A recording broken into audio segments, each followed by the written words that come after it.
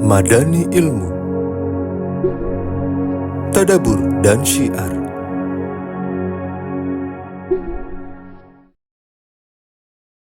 Man bana masjidan, siapa yang bangun masjid, banallah mithlahu baitan fil jannah, dibangun itu berempati kepada orang yang jatuh cinta. Lalu pertanyaannya, ketika saya bahas tentang cinta, saya berempati pada para jomblo. Saudara-saudari tinggalkan apabila subuh sudah azan, walaupun Anda bangun telat melaksanakan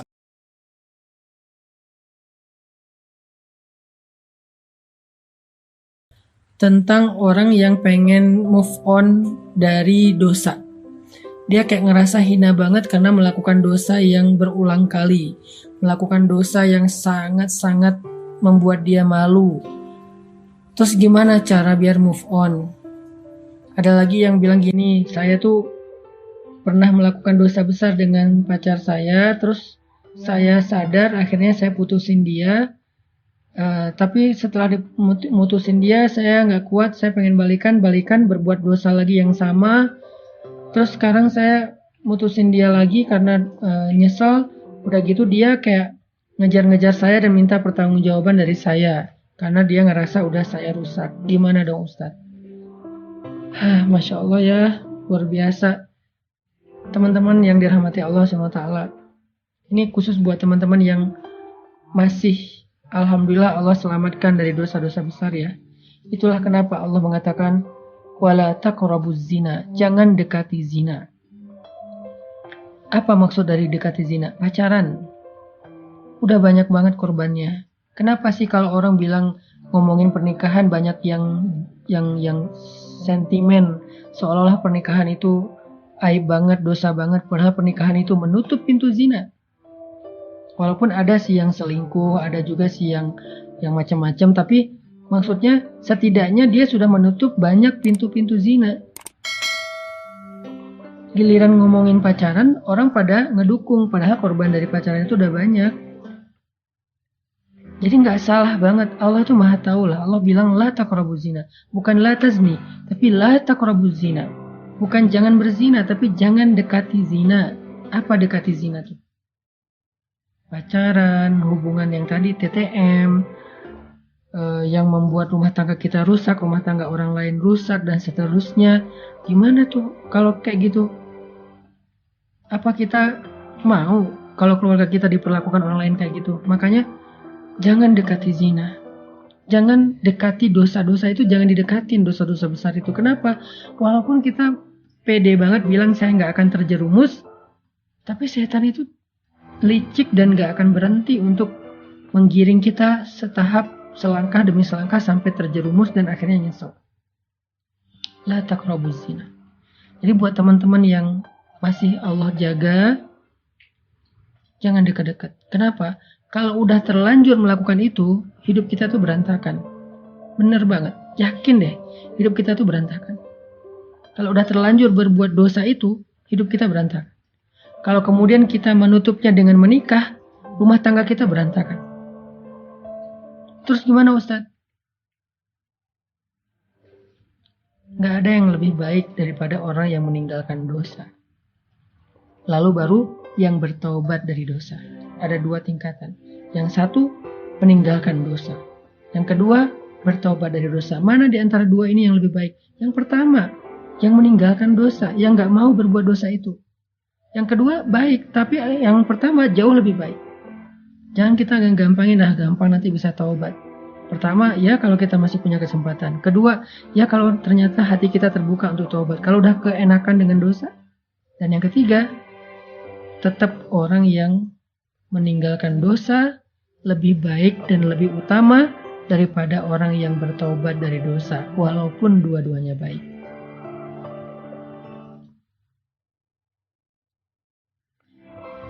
Walaupun dua-duanya baik. Terus gimana kalau kita udah terlanjur Ustadz? Buat yang udah terlanjur, Allah Subhanahu wa taala berfirman, "Qul ya ibadiyalladzina asrafu ala anfusihim." Katakanlah, wahai hamba-hambaku yang telah banyak dosa, melampaui batas, menzolimi diri sendiri. Allah memanggil orang-orang yang merasa banyak dosa. Qul ya ibadiyalladzina asrafu ala anfusihim. Wahai hamba-hambaku yang banyak dosa, kata Allah, yang berzina, yang datang ke dukun, yang syirik, yang durhaka sama orang tua, yang mencuri, yang membunuh, yang makan riba, yang banyak dosa, berbagai macam dosa yang gak kebayang. La taqnatu min rahmatillah. Jangan berputus asa dari rahmat Allah.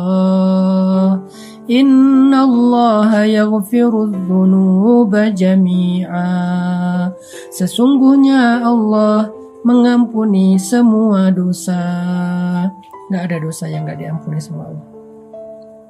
Tapi saya pernah syirik, Ustadz. Allah mengampuni semua dosa, termasuk syirik. Syirik itu baru gak diampuni kalau dia mati dalam keadaan itu dan belum bertaubat. Kalau dia bertaubat, semua diampuni. Termasuk riba. Durhaka sama orang tua, termasuk durhaka sama orang tua. Berzina berkali-kali, ya. Kalau dia taubatnya sungguh-sungguh. Kalau dia mengulangi lagi, berarti belum diampuni dosanya. Kalau dia sungguh-sungguh, syaratnya taubatan nasuha itu dia benar-benar tinggalin tuh dosa. Dia berjuang meninggalin dosa itu, apakah dengan pergi dari sana, apakah dengan delkon, apakah dengan ganti nomor, apakah tutup sosial media, tutup semua akses informasi, agar gak berinteraksi lagi dengan orang yang membuat kita terjerumus kepada dosa. Tinggalkan segala masa lalu, fokus untuk memperbaiki diri di hadapan Allah. Kalau itu taubatnya, Allah bilang, Innallaha yaghfirudz dzunuba jami'a. Allah mengampuni dosa semua. Allah mengampuni semua dosa. Dan Allah mengatakan di akhir ayat itu, Innahu huwal ghafurur rahim. Sesungguhnya dialah yang maha pengampun, lagi maha penyayang. Dia maha pengampun dan dia maha penyayang. Dia pasti mengampuni dan dia sayang banget sama kita. Jadi kalau ada niat pengen benar-benar bertaubat, jangan berkecil hati. Kalau benar-benar pengen bertaubat, jangan berkecil hati. Allah itu sayang banget sama hambanya yang bertaubat. Innallaha yuhibbut tawwabin. Malah Allah cinta sama hambanya yang bertaubat. Wa yuhibbul mutatahhirin. Allah cinta kepada hambanya yang pengen membersihkan dirinya. Dan untuk bisa meninggalkan dosa zina itu, baik sebelum dia menikah maupun setelah dia menikah, coba renungkan satu kisah Nabi ini. Ada seorang laki-laki berteriak di dalam Masjid Nabawi dengan mengatakan, "Wahai Rasulullah, izinkan saya berzina," kata dia. "Wahai Rasulullah, izinkan saya berzina," kata dia. Semua sahabat yang mendengar ini kaget. Kemudian mereka marah karena lancang sekali laki-laki ini minta izin kepada Nabi untuk berzina. Yang udah pasti itu adalah dosa besar. Aneh kan pertanyaannya, izinkan saya berzina ya Rasul. Semua sahabat kaget, bahkan sebagian sahabat itu udah pengen mukul, udah pengen nonjok, udah ngeluarin pedang setengah sarung. Nabi juga kaget, tapi Nabi bijak. Nabi mengatakan, "Udnu, dekatlah ke saya, kesinilah." Akhirnya dia mendekat, datang ke arah Nabi, duduk di sini kata Nabi. Dia duduk di depan Nabi sampai bertaut lututnya dengan lutut Nabi. Kemudian Nabi bertanya dengan suara yang lembut, karena Nabi ingin melembutkan hati orang ini.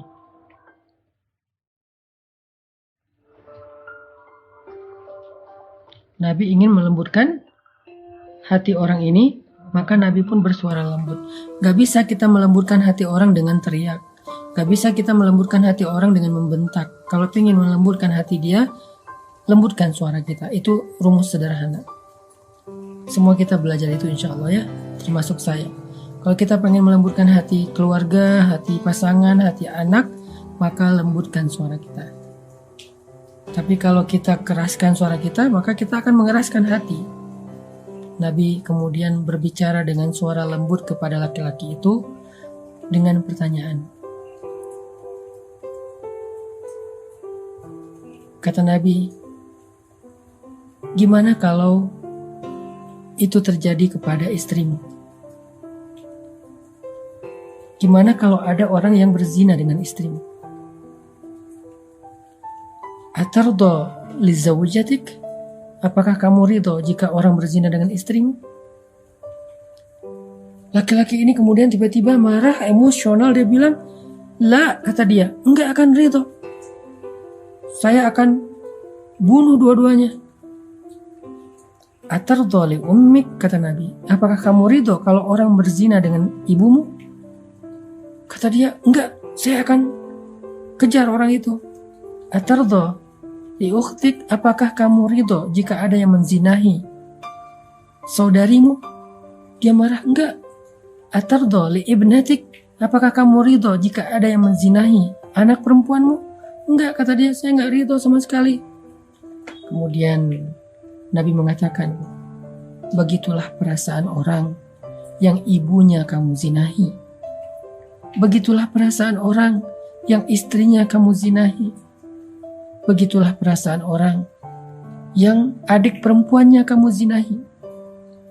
Dan begitulah perasaan orang yang anak perempuannya kamu zinahi.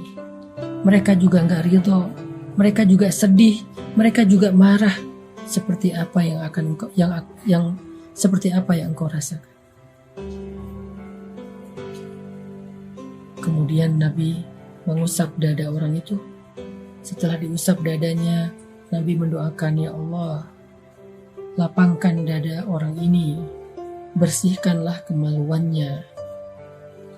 Tiba-tiba dia menghirup nafas panjang, lalu menghela nafasnya. Dengan lega dia mengatakan, ya Rasulullah, dulu zina adalah perbuatan yang paling saya suka. Sekarang zina adalah perbuatan yang paling saya benci. Dia memeluk Nabi SAW. Renungkan kisah ini.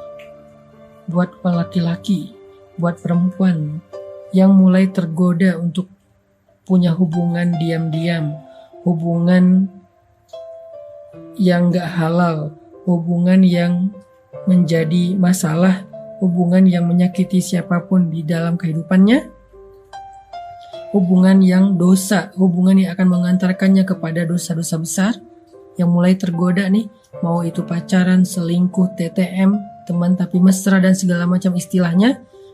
Renungkan kisah ini.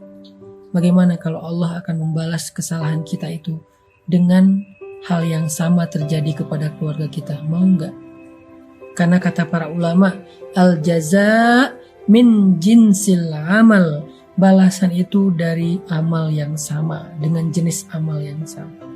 Sehingga kalau kita berzina, maka Allah akan membalas, orang akan menzinahi orang yang kita cintai, na'udzubillah min dzalik.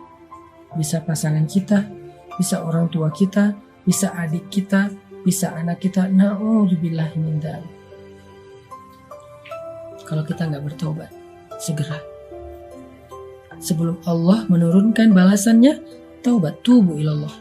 Segera taubat, minta maaf sama Allah. Jangan selingkuh kalau kita nggak pengen diselingkuhin. Jangan berzina kalau kita nggak pengen keluarga kita ada yang berzina. Jangan menipu kalau kita nggak pengen ditipu. Jangan menyakiti perasaan kalau kita nggak pengen disakiti perasaannya. Tubu ilallah. Ustaz, kalau kita chat sama laki-laki, apakah itu termasuk disebut zina? Tergantung isi chat, jam berapa chat, gimana kita ngomong, apa yang kita bicarakan. Kalau yang kita bicarakan hal yang terlalu privasi, personal, apalagi vulgar, zina. Zina teks, zina jari.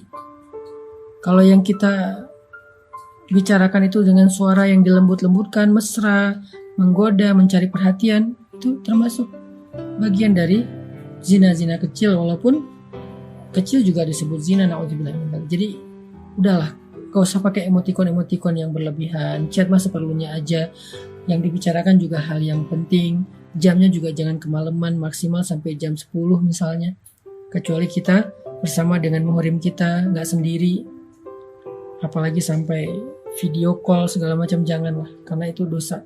Dan nanti balasannya juga sama, kita juga gak akan mau anak kita kayak gitu kan, kita gak mau kan saudara kita kayak gitu, kita gak mau kan apalagi pasangan kita kayak gitu. Renungkan nasihat Nabi tadi kepada laki-laki yang datang kepada beliau. Itu modal banget buat kita ninggalin dosa. Itu modal banget buat kita ninggalin dosa.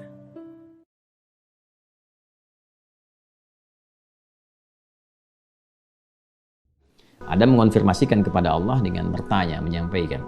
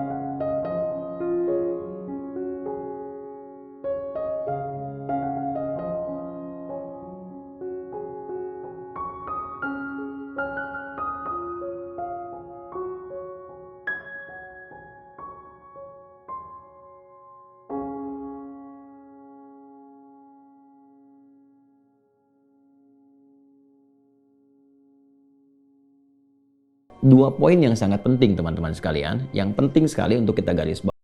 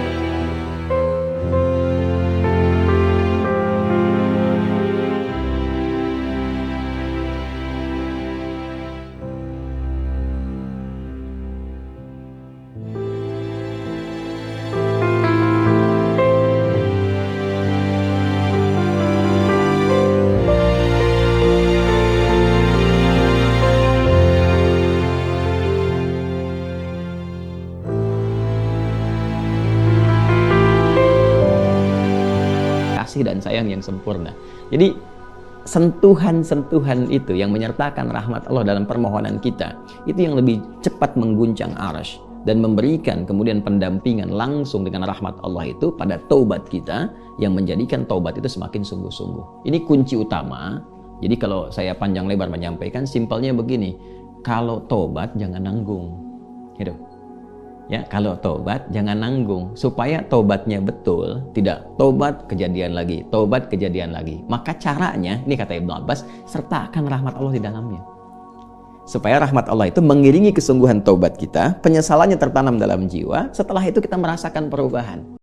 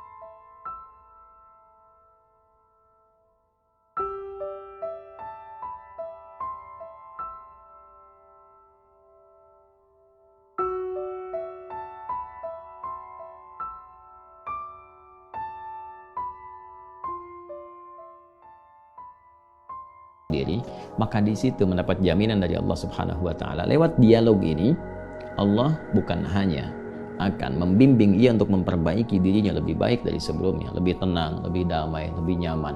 Jadi ingat ya, taubat itu hal yang pertama Allah berikan, itu bukan materi dunia dulu. Bukan kedudukannya langsung naik, begitu tidak. Ya, bukan materi bertambah langsung kaya, bukan ilmu langsung banyak, tidak. Yang diberikan kelapangan dulu. Ketenangan, kelapangan, kedamaian, dibersihkan yang kotor-kotornya, baru datang melimpah. Ya, baru datang melimpah. Anugerah-anugerah sesuai dengan pilihan hidup kita untuk beribadah dan sebagai bekal kembali kepada Allah.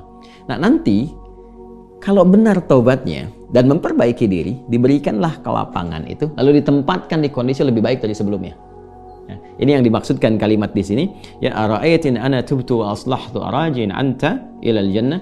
Ya Allah, jika memang aku betul-betul bertobat, betul-betul memperbaiki diri, menata jalan hidup, apakah engkau akan mengembalikan aku ke surga? Ya, maka apa yang dijawab oleh Allah? Ya, na'am, ya tentu saja kamu akan dikembalikan. Tapi perhatikan cara Allah mengembalikannya. Ditempatkan di surga yang lebih baik dari surga pendahuluan sebagai tempat belajar sebelum turun ke bumi. Silakan perhatikan. Bukankah di surga saat Adam belum turun ke bumi, hanya untuk berlatih materi sebelum turun, ya apa yang harus kerjakan, harus tinggalkan. Bukankah di dalamnya ada ujian? Ya kan? Silahkan makan minum tapi jangan dekati yang ini, jauhi ini, lakukan ini, ya kan? Perintah dan larangan. Tapi surga yang akan ditempati saat kita kembali kepada Allah. Bagaimana wujudnya, bagaimana sifatnya? Allahu Akbar, jannatun na'im, semuanya kenikmatan, nggak ada larangan lagi, nggak ada perintah lagi, semua tinggal nikmat saja. Berbeda dengan sifat yang pertama. Ya, artinya apa? Di sini diberikan kesan kepada kita orang-orang yang bisa memperbaiki dirinya selain hidupnya lebih damai, lebih tenang, lebih nikmat dibandingkan saat ia larut dalam maksiat. Anda punya harta, ya dihasilkan dari harta yang haram, yang riba, yang korupsi, yang menipu dan sebagainya. Lalu sadar, ya dari judi dan macam-macam, sadar tuh. Lalu ditaubati tuh. Begitu tobatnya benar dan memperbaiki diri, awal-awal itu nggak mudah karena harus melepaskan kebiasaan, melepaskan gaya. Gaya kan bandingannya dengan tekanan kan. F berbanding lurus dengan P kan. Ya, gaya berbanding lurus dengan tekanan kan. Artinya semakin gaya, banyak gaya semakin tertekan kan. Ya. Nah, ketika itu dilepaskan, tekanan kan tinggi juga. Ya, tapi apa yang terjadi? Balasannya ketenangan setelah itu. Kedamaian. Setelah tenang, damai dibalik sama Allah tuh. Dibalik, diperbaiki hidupnya, lebih enak lagi, lebih menikmati kehidupan, lebih berkah, lebih tenang, gak dikejar apa-apa. Yang paling menarik, pulangnya pun disambut. Allah perintahkan pada malaikat sambut dia dari mulai sakaratul mautnya. langsung disambut dengan kalimat-kalimat ketenangan. Ya ayyatuhan nafsul mutmainnah, hei jiwa yang tenang, irji'i ila rabbiki radiyatan mardiyah, cepat balik kepada Rabbmu. Ya kan? Kembali kepada Tuhanmu dengan keadaan yang nyaman. Aku ridha dengan amalmu, engkau pun ridha dengan pemberianku. Kemudian apa? Fadkhuli fi ibadi wadkhuli jannati. Masuk dalam golongan hamba-Ku, aku siapkan surga untukmu. Nah, surga yang diinformasikan dalam sakaratul mautnya, aku siapkan surga untukmu, itu lebih indah, lebih baik dari semua kemewahan yang pernah ia rasakan di dunia, dan itu nggak ada bandingannya, walaupun setetes. Walau setetes. Itu poinnya. Jadi bertobat itu mesti punya motivasi. Ya, jadi kalau nggak ada motivasi, sulit kita melakukan itu. Motivasi terbaiknya adalah, nih, mau sampai kapan larut dalam maksiat? Bagaimana kalau sedang bermaksiat itu wafat? Ketika sudah menyadari itu, cepat perbaiki, cepat bertobat. Begitu tobat itu dilakukan dengan benar, janji Allah turun. Ya, selain dibimbing, diberikan ketenangan, kedamaian, dibalikin lagi, lebih nikmat dari sebelumnya. Lalu dibimbing mendapatkan sesuai dengan bekalnya. Kalau ilmu dikuatkan dia, supaya cari surga dengan ilmunya. Kalau kedudukan diatur, supaya tidak mendapatkan kedudukan dengan nyogok, dengan korupsi, kan? Dan macam-macam. Naik itu, sesuai dengan maslahat dia. Dan kalaupun dapat harta dengan cara yang benar, nggak usah nipu, ya, nggak usah korupsi, nggak usah macam-macam gitu, dapat dia ditempatkan sampai dia jaga sampai wafat aja. Begitu meninggal, dapat yang terbaik, lebih indah dari suasana yang dia dapatkan sebelumnya. Itu spiritnya. Ya, itu yang tadi saya katakan, menjadikan Allah sangat mencintai orang yang selalu berusaha menata dirinya lebih baik. Bertobat terus, tobat lisan, tobat pandangan, tobat pendengaran, sampai tobat kaki. Sampai dia merasakan perubahan dari semua organ tubuhnya. Tobat mata, dia berlatih. Jangan dikira kalau tobat itu, fungsi mata itu akan selesai dengan memandang saja. Tidak. Tantangannya ada. Dan nanti keberhasilan tobatnya itu diukur dengan ketika memandang yang tidak diinginkan oleh imannya, dia bisa elakkan pandangan. Itulah ghadul basar. Ya, telinga juga begitu. Kalau sudah nanti cukup bagus, terlatih dengan tobatnya, dia akan hanya gunakan refleks pendengaran untuk yang baik saja, sampai ke ujung kaki. Demikian. Nah, itu kalau sudah ada ciri seperti itu, sikapnya berubah, ini tanda pertama bahwa tobatnya diterima oleh Allah Subhanahu wa Ta'ala.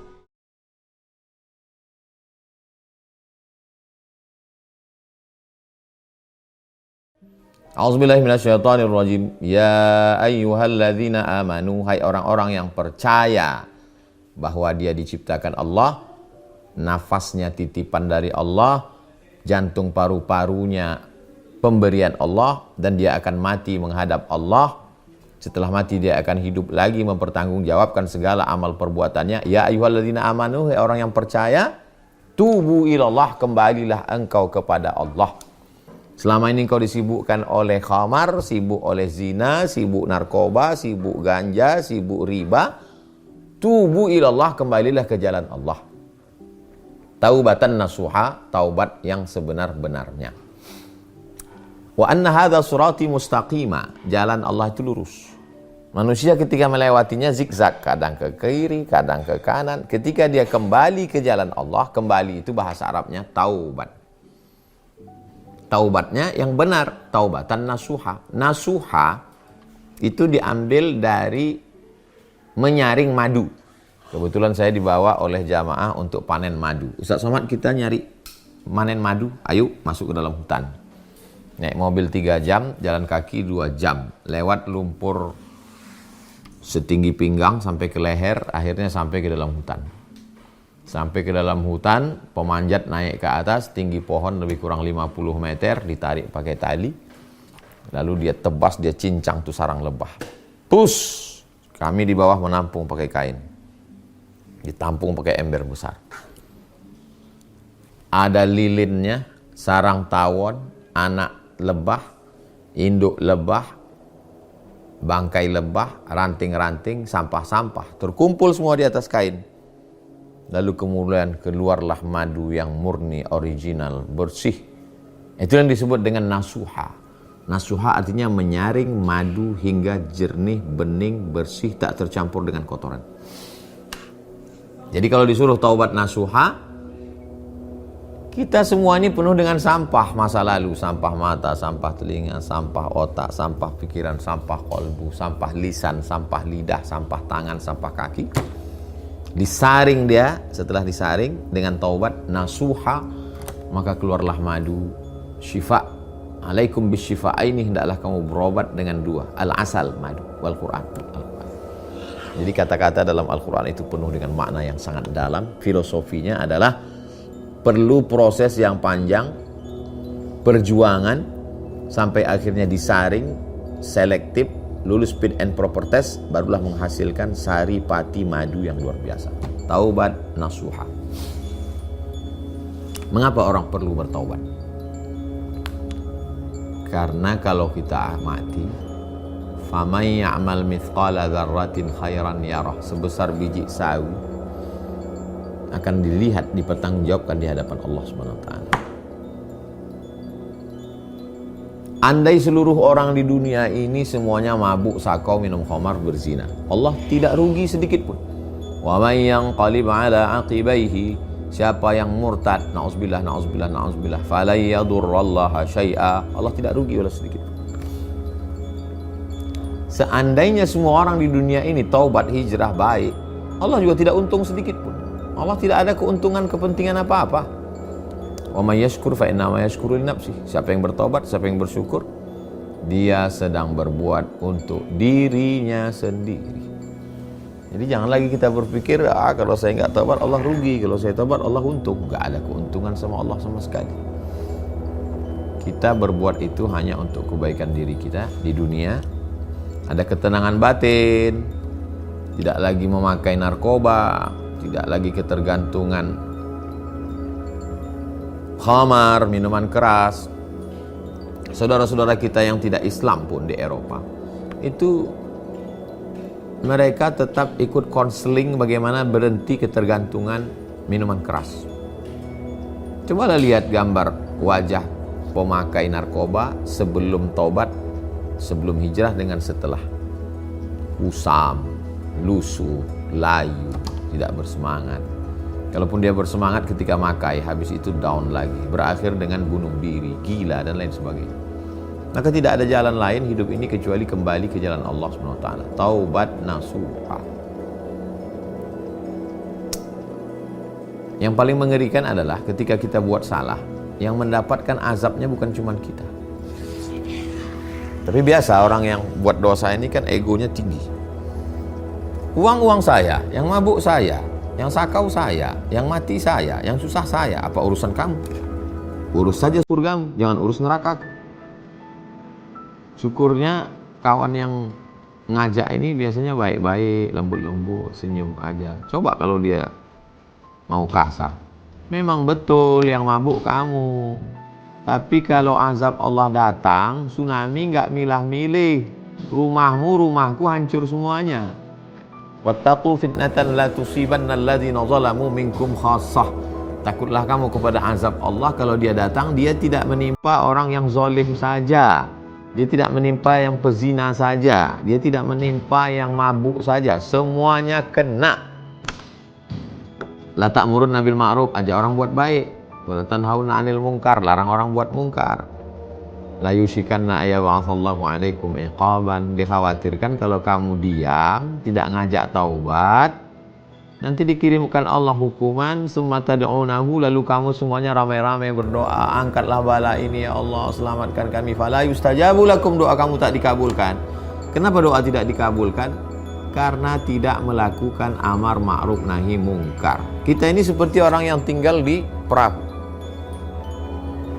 Kebetulan kita sedang di atas, nyantai. Kita tahu ada orang yang di bawah sedang melobangi dinding kapal. Dia lobangi dinding kapal. Kita mesti ngasih tahu, jangan kau lobangi dinding kapal. Karena kalau air masuk, yang tenggelam bukan cuma kamu. Air ini sampai ke atas, sampai ke kamar, sampai ke pucuk tiang kapal. Tenggelam semuanya. Kapten-kapten yang sedang nyaman di kamar, tenggelam semuanya. Gara-gara apa? Gara-gara diam melihat orang melakukan perbuatan maksiat dan dosa. Sekarang banyak orang yang khusyuk dengan tahajudnya, semangat dengan umrohnya setahun 2 kali, lalu diam melihat kemungkaran. As-sakitu 'anil haq, orang yang diam melihat kemungkaran, syaitan akhras, dia adalah setan bisu. Maka kita mesti semangat mengajak orang bertaubat. Kalau peminum khamar dengan bangganya menunjukkan gelas dan minumannya, iklan, buat websitenya serius, tim medianya buat iklan seperti film, menarik. Kenapa orang yang hijrah, yang taubat tidak membuat acara taubat semenarik mungkin? Orang mau konser mabuk, bukan main lagi bersemangat panitianya. Orang mau masuk neraka aja semangat. Ini yang mau masuk surga lesu letoy. Gimana ini? Ketika para pelaku dosa semangat dengan dosanya, mengapa para pelaku amal soleh tidak semangat dengan amal solehnya? Saudara-saudara, ya, kawan-kawan kita yang penghafal Quran, tunjukkan, masukkan anak Anda ke sekolah tahfiz Quran. Itu bidang saya itu.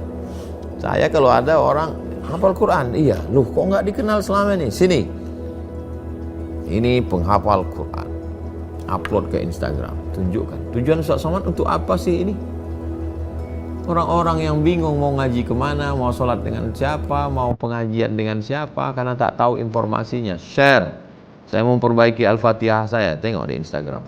Siapa yang mesti dihubungi? Syekh siapa? Ustadz siapa? Ini semua dalam rangka apa? Supaya taubat kembali ke jalan Allah Subhanahu wa ta'ala. Dosa saya banyak, Pak Ustaz. Inna Allah la yaghfiru ayyushraka bihi. Allah tidak mengampuni dosa syirik. Wa yaghfiru ma duna dzalika liman yasha. Dosa selain syirik diampunkan Allah Subhanahu wa taala. Coba tengok dalam syair, ilahi lastulil firdausi ahla. Ya Allah, aku tak layak masuk surga. Wala aqwa 'alan naril jahimi. Tapi aku tidak kuat masuk neraka. Aku tak layak masuk surga, ya Allah, dosaku banyak. Tapi untuk masuk neraka aku juga tidak kuat. Aku makhluk yang lemah. Zunubi mislu a'dadir rimali. Dosaku sebanyak pasir di pantai, buih di laut. Tapi aku yakin dan percaya, ya Allah, innaka, sesungguhnya engkau, faghfir li dzunubi, ampunkan dosaku, fa innaka ghafiruz dzambil azim, karena engkau maha besar yang mengampunkan segala dosa-dosa yang besar. Dosaku ini besar, tapi engkau maha besar. Angkat kedua tangan, Allahu Akbar. Mau sampai kapan? Mau sampai kapan minum khamar? Mau sampai kapan berzina? Apa nunggu kena penyakit AIDS dulu? Apa menunggu buah pinggang hancur, liver hancur, semua sudah hancur baru terbaring di rumah sakit? Kapan titik poinnya? Sekarang. Jangan tunda-tunda amal soleh. Karena semua pasti akan berakhir. Tanam tanaman hijau, segar, menguning, layu, mati. Pergilah ke kebun. Pergilah ke sawah melihat tanaman padi yang sedang mekar. Lalu tak lama setelah itu dia pun berbuah. Habis itu menguning, habis itu layu, mati, dan akan tumbuh tanaman yang baru. Dulu dunia ini diisi oleh kakek nenek moyang kita. Setelah itu datang masa bapak ibu kita. Mereka pun sudah pergi, sekarang giliran kita, antriannya ke kita. Tak lama lagi kita pun akan pergi, lalu ke anak cucu kita. Dunia ini berakhir, akan berganti. Lalu apa yang akan kita bawa menghadap Allah Subhanahu wa ta'ala? Begitu cepatnya berlalu. Maka tidak ada jalan lain kecuali taubat. Nah, cara taubatnya bagaimana? An-nadamu fil qalbi, menyesal dalam hati. Menyesal aku, ya Allah. Amal hati duluan. Wal iqraru bil lisani, diucapkan dengan lisan. Astaghfirullahalazim. Agak panjang. Astaghfirullahalazim alladzi la ilaha illa huwal hayyul qayyum wa atubu ilaih. Yang lebih panjang, Allahumma anta rabbi la ilaha illa anta khalaqtani wa ana 'abduka wa ana 'ala ahdika wa wa'dika mastata'tu. A'udzubika min syarri ma sana'tu, abu'u laka bi ni'matika alayya wa abu'u bi dhanbi faghfir li fa innahu la yaghfiru dzunuba illa anta. 3. Al-itmaru alla ya'uda ilaihi abadan. Tekad kuat untuk tidak kembali kepada dosa itu abadan, selama-lamanya. Saya susah melepaskannya, Pak Ustadz. Kenapa? Karena saya ketergantungan. Koordinasi dengan rumah-rumah penyembuhan narkoba. Badan Narkotika Nasional punya sekolah untuk melepaskan diri. Atau pergi ke Suryalaya, pondoknya almarhum Abah Anom. Ada di sana tempat khusus penyembuhan narkoba. Atau tempat-tempat lain, kiai, guru, alim ulama. Tidak bisa berobat sendiri, jangan malu. Mohon maaf, kena LGBT, psikolog, konsultasi, konseling. Kan ini terjadi terkait dengan masalah psikologis. Pergi ke ustadz cari ruqyah, mana tahu ada gangguan jin setan. Jangan malu. Cari kawan sahabat, menyerah ke ustadz, tolong aku ustadz. Kalau masalah zina, menikah, cari orang yang soleh, solihah, tidak ada jalan lain. Menyesal, nyatakan dengan lidah istighfar, tekad kuat untuk tidak kembali selamanya. Lalu kemudian sholat sunat 2 rakaat. Mandi paling bagus, mandi bersih, basah semua, suci, secara fisik bersih, secara batin pun suci. Setelah itu sholat sunat taubat. Niatnya usolli sunnat taubat raka'ataini lillahi ta'ala. Bagi yang tidak melafalkan niat, dalam hati saja, saya sholat sunat taubat 2 rakaat. Usolli sunnat taubat raka'ataini lillahi ta'ala. Lalu kemudian setelah itu summa yastaghfirullah, beristighfar, minta ampun kepada Allah. Astaghfirullahalazim, astaghfirullahalazim, astaghfirullahalazim, astaghfirullahalazim, astaghfirullahalazim, astaghfirullahalazim, astaghfirullahalazim, astaghfirullahalazim, astaghfirullahalazim, astaghfirullahalazim, astaghfirullahalazim, astaghfirullahalazim, astaghfirullahalazim, astaghfirullahalazim, astaghfirullahalazim, astaghfirullahalazim, astaghfirullahalazim. Berapa kali? Wallahi demi Allah, inilah astaghfiru ila rabbi, aku beristighfar minta ampun kepada Allah, wa atubu ilaihi, aku bertaubat kepada Allah mi'ata marrah, 100 kali fil yaumi wal lailah, sehari semalam. Nabi Muhammad SAW yang maksum, terpelihara, terjaga, tak ada dosa, beristighfar 100 kali sehari semalam. Begitu dia mengajarkan umatnya. Bagaimana dengan kita? Mata berdosa, telinga berdosa, hati pikiran berdosa, jantung berdosa. Kenapa kita tak beristighfar? Man lazimal istighfar, siapa yang memperbanyak istighfar, ja'alallahu lahu min kulli dhiqin makhraja, segala kesempitan hidupnya diberikan jalan keluar. Wa min kulli hammin faraja, segala kesusahannya diberikan kelapangan. Wa razaqahu min haitsu la yahtasib, diberi jalan dari rezeki yang tidak disangka-sangka. Keutamaan istighfar. Faqultu astaghfiru rabbakum innahu kana ghaffara, banyak-banyaklah beristighfar, Allah akan mengampuni dosa. Yursilis sama alaikum midrara, akan dikirimkan hujan lebat. Wa yumdidukum bi amwalin, kamu diberikannya harta. Wa banin, diberikannya anak. Wa ja'alakum jannatin, diberikannya kamu surga, kebun-kebun. Wa anhara, diberikannya sungai mengalir nikmat. 6 keutamaan orang yang beristighfar. Saya ketemu dengan kiai dari awal sampai akhir ngobrol, amalannya istighfar. Astagfirullah. Di Pak Kiai kami ini ada rencana silaturahmi. Astagfirullahaladzim. Rupanya amalannya memang istighfar. Ini kadang kita bingung ngaji.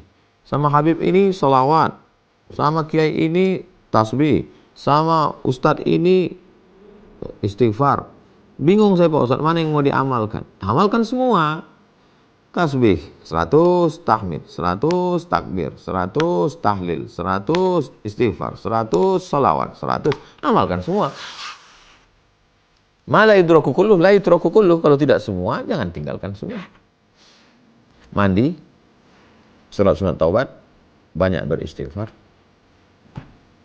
Wa atbi'is sayyi'atal hasanata, semua dosa-dosa di masa yang lalu dulu iringi dengan yang baik-baik. Dulu orangnya kejam bengis, sekarang orangnya ramah baik dermawan. Dulu orangnya pelit bakhil, sekarang pemurah dermawan. Dulu orangnya molor, sekarang tepat waktu. Memperbaiki diri. Tamhuha, itu insya Allah akan bisa menghapuskan silap salah dan dosa. Kalau saya bertobat, Allah mengampuni dosa saya Pak Ustaz. Illalladzina tabu, orang yang bertobat. Illa man amana, orang yang illa man taba, kalau dia bertobat. Wa amana, beriman dengan baik. Wa amila amalan salihah, beramal soleh. Bertaubat, beriman, beramal soleh. Mereka ini yubaddilullahu sayyiatihim, maka diganti Allah semua dosa-dosanya yang lalu itu hasanat, dengan kebaikan. Semua dosa-dosanya di masa yang lalu itu diganti Allah Ta'ala dengan hasanat, bukan dihapuskan. Dihapuskan segala dosamu. Betul, tapi ayat ini mengatakan orang yang taba bertaubat, wa amana beriman dengan baik, wa amila amalan solihah beramal soleh.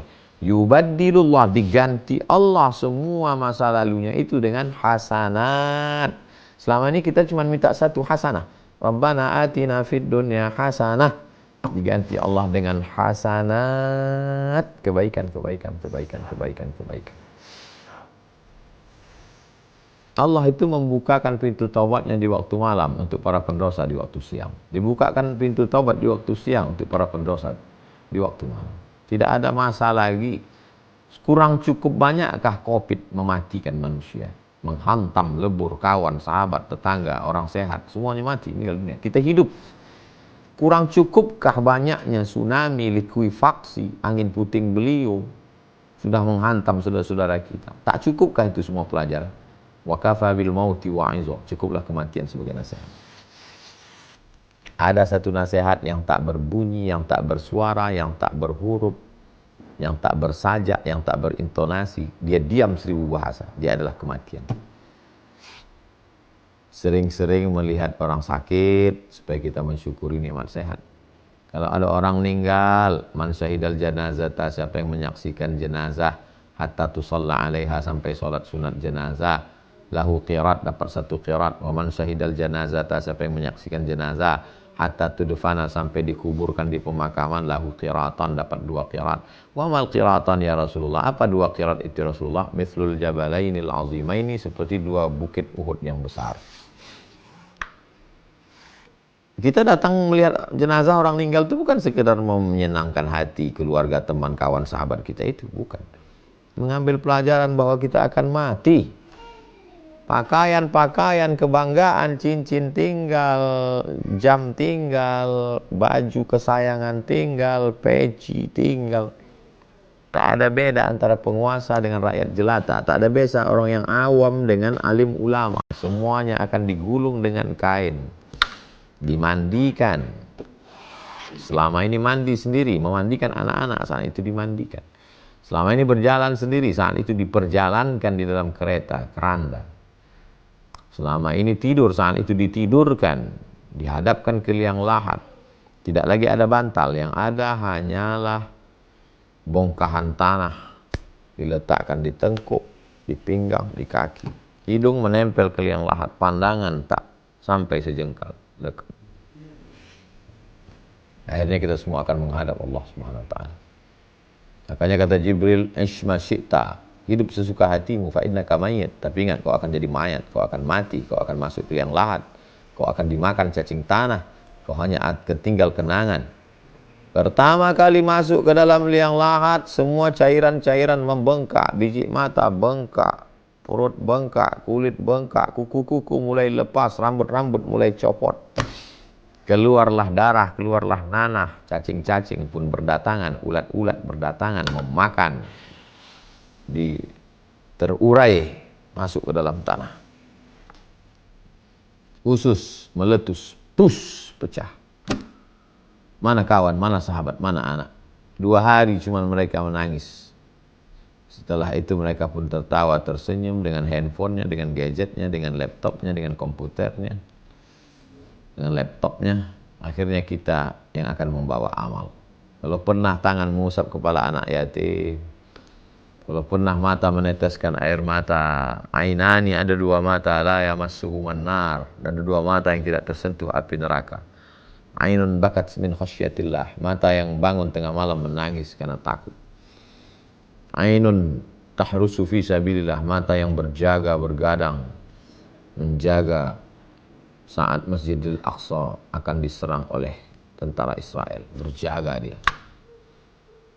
Mata yang takut nanti kalau aku mati bagaimana di liang lahat, bagaimana sakratul maut, bagaimana sakitnya nyawa keluar dari jasad, ruh saat disentapkan malaikat seperti kail, mata kail pancing dari kulit yang basah sampai kulit-kulit tercabut, tebasan pedang di tempat yang sama beratus kali, kambing yang dikuliti hidup-hidup, tak terbayangkan sakitnya. Bagaimana nanti sedihnya kehilangan anak, istri, menantu, harta, benda, mobil, rumah, tinggal semuanya. Masuk ke liang lahat, belum lagi ada azab kubur, pertanyaan mungkar dan nakir, menunggu sampai hari kiamat. Sampai hari kiamat hancur semuanya, tegak berdiri di padang mahsyar. Dihitung satu-satu amal, meniti titian siratal mustaqim, timbangan amal kebaikan. Rasa ketakutan itu membuat kita bertaubat kepada Allah Subhanahu wa taala. Tubu ilallah, bertaubatlah kepada Allah. Taubatan nasuha, taubat nasuha. Adapun yang terkait dengan manusia, hutang piutang, barang yang dipinjam, kembalikan. Jangan pernah berpikir bahwa kita akan hidup lama. Saya dulu memang berpikir hidup saya ini lama lagi. Sekarang 45. Berarti ada masa 18 tahun lagi baru mati. Kalau ikut Nabi 63 tahun. Tapi setelah kawan-kawan saya meninggal, sahabat sama-sama di kampus meninggal, satu angkatan meninggal. Lama saya berpikir bahwa bisa jadi hari ini hari terakhir saya. Bisa jadi nanti malam bisa jadi malam ini adalah malam terakhir. Bisa jadi tidur ini adalah tidur yang terakhir. Maka perbaiki hubungan dengan orang tua. Bisa jadi mereka duluan atau kita duluan. Perbaiki hubungan dengan pasangan yang sudah menikah. Perbaiki hubungan dengan anak-anak dan keluarga. Karena semua kita akan menghadap Allah Subhanahu wa taala. Ala bidzikrillah tatma'innul qulub. Orang hidup ini kan mencari ketenangan. Dengan rumah rupanya tak tenang, dengan mobil tidak tenang. Dengan harta tidak tenang, dengan cincin emas tidak tenang. Satu-satunya ketenangan datang dari Allah. Tenang itu letaknya mana? Di hati. Apa yang bisa menenangkan hati? Bukan materi. Ala bidzikrillahi tatma'innul qulub. Dengan banyak berzikir mengingat Allah, maka hati akan menjadi tenang. Taubat kepada Allah. Tidak ada jalan lain. Satu-satunya jalan hanyalah kembali kepada Allah Subhanahu wa taala. Menyambung silaturahim sesama manusia. Duribat alaihimuz zillatu aina ma suqifu. Manusia ini hanya akan ditimpakan kesulitan, kesusahan, kenistaan. Illa kecuali orang-orang yang menjalin hubungan hablum minallah, hablum minannas. Selama ini sudah selalu jauh dari Allah. Putus dengan handphone aja orang tidak tahan. Putus dengan listrik, mati pemadaman berdiri, orang tidak tahan. Kok bisa hidup tanpa Allah? Kok bisa hidup tanpa Allah? Kok bisa? Maka kembali kepada Allah SWT. Tapi yang namanya manusia, yusbihu mu'minan, paginya beriman, yumsi kafiran, petangnya bisa kafir. Maka caranya supaya kita menjadi kuat itu jangan sendirian. Maka bergabunglah. Alhamdulillah ada yang bergabung dengan komunitas biker subuhan, sama-sama senang naik motor. Saya pernah jalan dengan sahabat-sahabat hijrah dari 4x4 masuk ke hutan, bagi-bagi beras. Pernah juga dengan sahabat-sahabat dari komunitas artis hijrah. Alhamdulillah banyak sekali. Karena memang jangan sendirian, karena mesti berjamaah. Alaikum bil jamaah, hendaklah kamu berjamaah. Dan berguru, ngaji, jangan sendirian. Download sendiri, baca sendiri, pahami sendiri, bingung sendiri, nyasar sendiri, nanya. Saya insya Allah yang langsung, kalau tidak langsung kirimkan ke Bang Alvin. Nanti Bang Alvin akan kirimkan, saya akan jawab melalui voice, suara. Saya akan kirimkan yang tidak terjawab, yang mengganjal di hati. Fas'alu ahla dzikri, tanya orang yang tahu. Ketika mobilnya rusak, dia bawa ke bengkel. HP-nya rusak, dia bawa servis HP. Tapi ketika agamanya rusak, dia betulkan sendiri. Ini tak betul. Kita ini siapa? Ketika naik pesawat, dia percaya dengan pilot itu. Walaupun nggak ketemu dengan pilot. Tapi dengan ulama tak percaya. Saya nggak percaya sama ulama. Saya baca sendiri. Memang paham. Nabi sudah meninggal dunia. Lalu siapa pewarisnya? Al-ulama warasatul anbiya. Maka ngaji. Setelah taubat, setelah hijrah dari maksiat, berteman dengan kawan-kawan yang baik, yang soleh, supaya nggak balik lagi. Ada komunitas pengajian datang. Paksa-paksakan sholat berjamaah, jangan sampai tinggal. Paksa-paksakan sedekah. Paksa-paksakan ngaji. Berawal dari keterpaksaan berat, lama-lama menjadi kebiasaan, Allah bisakan biasa, lama-lama jadi kebutuhan. Akhirnya selamat dunia, selamat akhirat. Berapa lama lagi kita hidup? Tak tahu kita. Yang penting malam ini baik, besok pagi baik, besoknya lagi masih hidup, berarti ada bonus, berarti ada kesempatan. Alladzi khalaqal mauta, Allah yang menciptakan mati, wal hayata, Allah yang menciptakan hidup. Ada namanya garis start kelahiran, ada namanya garis finish kematian. Kenapa Allah buat ini? Liyabluwakum ayyukum ahsanu amala. Allah melihat siapa yang paling baik di antara kamu amalnya. Sempat menyantuni anak yatim, bisa berbakti pada orang tua, bermanfaat buat tetangga, ikut pengajian, ucapannya tasbih, tahmid dan takbir, yang dilihat di handphone yang baik-baik. Kira-kira grup-grup WhatsApp ini mengingatkan pada Allah, teruskan. Grup ini banyak kiriman nasihat-nasihat, bagus, bertahan di sana. Tapi kalau hanya sekedar buat maksiat, tinggalkan. Karena kalau kita mati, mereka belum tentu mau ikut. Tetangga, kawan, sahabat dekat rumah sama-sama di masjid, ada pengajian, ada wirid yasin, ada tahlilan, ada sholawatan, ada maulid nabi, ada isra mi'raj. Bangun kebersamaan, teruskan. Kalau hanya sekedar kelahi, berdebat, hati kita jadi keras, tinggalkan. Apa yang mau kita cari hidup ini? Ada tawaran mau beli rumah dekat masjid, bagus, sholatnya terjamin, ada pendidikan Islam, anak-anak bisa sekolah. Yang masih lajang, yang ini kaya raya, tapi nampaknya jauh dari agama, tak ada maknanya. Harta itu tak bisa dinikmati. Ini biasa-biasa aja, tapi dekat dengan Allah. Ambillah. Kenapa? Karena dengan itu nanti berapa banyak kita melihat orang yang kelihatannya secara fisik bahagia di dunia, tapi tidak dapat kebahagiaan itu. Kenapa? Karena kebahagiaan itu non materi. Tidak bisa sesuatu yang non materi mau dibahagiakan dengan materi. Dia semu. Kebahagiaan itu datang dari Allah. Maka dia mesti berdasarkan dari Allah Subhanahu wa ta'ala. Kembali ke jalan Allah Subhanahu wa ta'ala. Setelah bersahabat, berteman, ngaji, insya Allah istiqomah. Begitu kawan-kawan, bapak, ibu, abang, adik, kakak yang masih istiqomah dalam kajian hijrah bersama Ustadz Abdul Somad. Insya Allah kita akan lanjutkan pada kesempatan yang lain. Tetap jaga persaudaraan, tetap jaga ukhuwah, tetap jaga komunitas, tetap dalam amal-amal soleh, berguru, ngaji. Ada yang membingungkan, tanya. Insya Allah, Allah selalu berikan jalan.